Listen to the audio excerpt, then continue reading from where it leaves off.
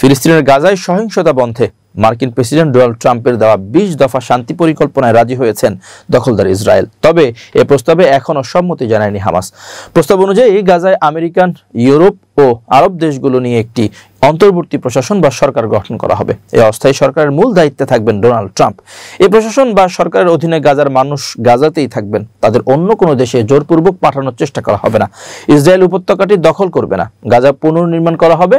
Hamas ও Israel উভয় পক্ষ এই প্রস্তাব মেনে চলে যুদ্ধবিরতির দিকে যাবে। অবিলম্বে যুদ্ধ শেষ হবে।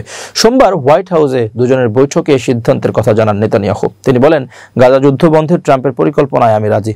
তবে যদি হামাস এই প্রস্তাবটি প্রত্যাখ্যান করে অথবা গ্রহণ করে পরে পিছু হটে, তাহলে ইসরায়েল একাই কাজটা শেষ করে দেবে। তিনি বলেন, সহজ অথবা কঠিন যে কোনো পথেই এটি করা হবে। প্রথমত সহজ পথকে অগ্রাধিকার দেব, কিন্তু এটাই করব। এদিকে হামাসকে এই প্রস্তাবে রাজি করাতে আরব ও মুসলিম বিশ্বের নেতারা কাজ করবেন বলে আশা ব্যক্ত করেন ট্রাম্প। কাতার ভিত্তিক গণমাধ্যম আল জাজিরার এক প্রতিবেদনে বলা হয়েছে, ট্রাম্পের ঘোষিত গাজায় ইসরায়েল হামাস যুদ্ধ বন্ধের জন্য 20 দফা পরিকল্পনা প্রকাশ করে হোয়াইট হাউস। এটি প্রকাশের কয়েক মিনিট পরেই হোয়াইট হাউস পরিকল্পনা নিয়ে ভাষণ দেন ট্রাম্প।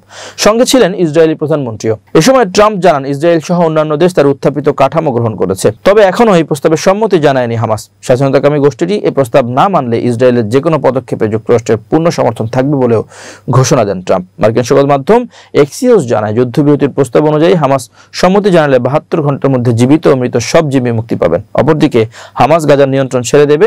সেখানে আমেরিকান, ইউরোপ ও আরব দেশগুলো নিয়ে একটি অন্তর্বর্তী প্রশাসন গঠন করা হবে, যেটির মূল দায়িত্ব থাকবে ট্রাম্পের হাতে। এছাড়া গাজার মানুষ গাজাতেই থাকবেন, তাদের অন্য কোনো দেশে জোরপূর্বক পাঠানোর চেষ্টা করা হবে না।